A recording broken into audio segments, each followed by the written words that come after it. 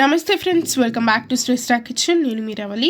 ఇవాళ aloo fry recipe చూపిస్తున్నాను. అయితే మనం రెగ్యులర్గా చేసుకునే ఆలూ ఫ్రై కాకుండా ఇది కొంచెం డిఫరెంట్గా మసాలా పొడి వేసి మంచిగా చేస్తామన్నమాట. ఇది చాలా అంటే చాలా టేస్టీగా యమ్మీగా ఉంటుంది. అలాగే రోటీస్, పరాటాస్, అలాగే రైస్లో కూడా పప్పు అంచులోకి తింటూ ఉంటే సూపర్ టేస్టీగా ఉంటుంది ఈ ఆలూ ఫ్రై. ఇందులో కాకుండా ఊరికే అలా తినేసేయచ్చు, అంత టేస్టీగా యమ్మీగా ఉంటుంది. ఈ ఆలూ ఫ్రై చాలా కమ్మగా ఉంటుంది. ఇది ఈజీగా ఎలా చేసుకోవాలో సింపుల్గా ఈ వీడియోలో చూపించేస్తాను. చివరి వరకు ఎక్కడ కూడా స్కిప్ చేయకుండా చూసేయండి.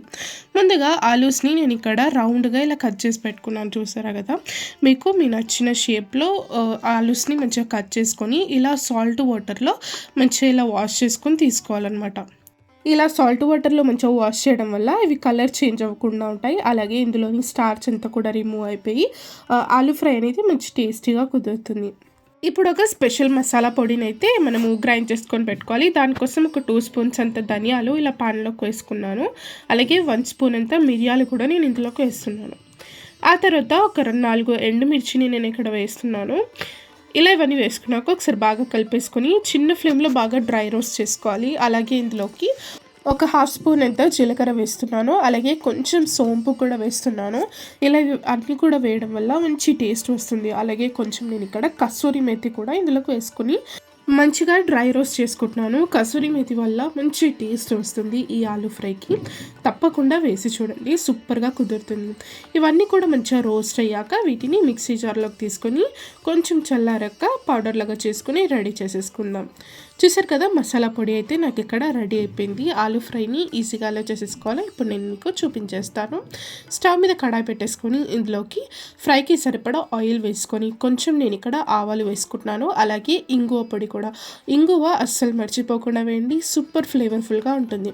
ఇలా ఆవాలు కాస్త చిట్పట్లాడాక ఇందులోకి మనం కడిగి పెట్టుకున్న ఈ ఆలుగడ్డ ముక్కలన్నీ కూడా ఇందులోకి వేసేసుకోవాలి. ఇలా వేసుకున్నాక ఒకసారి బాగా కలిపేసుకొని ఇందులోకి రుచికి సరిపడా సాల్ట్ కూడా నేను ఇక్కడ వేసేస్తున్నాను. ఆ సాల్ట్ అనేది ముందే వేసుకోవడం వల్ల ఆలుగడ్డ ముక్కలు అనేటివి ఈజీగా మగ్గిపోతాయి సాఫ్ట్గా. ఇలా ఉప్పు వేసుకొని మంచిగా ఆలుగడ్డ ముక్కల్ని బాగా కలుపుతూ సాఫ్ట్గా మగ్గేంత వరకు బాగా కుక్ చేసుకోవాలి. ఆలుగడ్డ ముక్కలు ఎంత సాఫ్ట్గా మగ్గితే అంత టేస్టీగా ఉంటుంది. అసలు అందరికీ కూడా సూపర్గా నచ్చుతుంది ఈ రెసిపీ. అయితే తప్పకుండా ట్రై చేయాల్సింది. ఆలూ లవర్స్ ఎవరైనా ఉంటే తప్పకుండా కామెంట్ చేయండి. అలాగే వీడియో చివరి వరకు చూసి ఈ రెసిపీ నచ్చితే తప్పకుండా ఒక లైక్ అయితే కొట్టేసేయండి. ఇక్కడ చూడండి, నాకు ఇక్కడ ఆలుగడ్డ ముక్కలు అన్నీ కూడా సాఫ్ట్గా మగ్గిపోయాయి.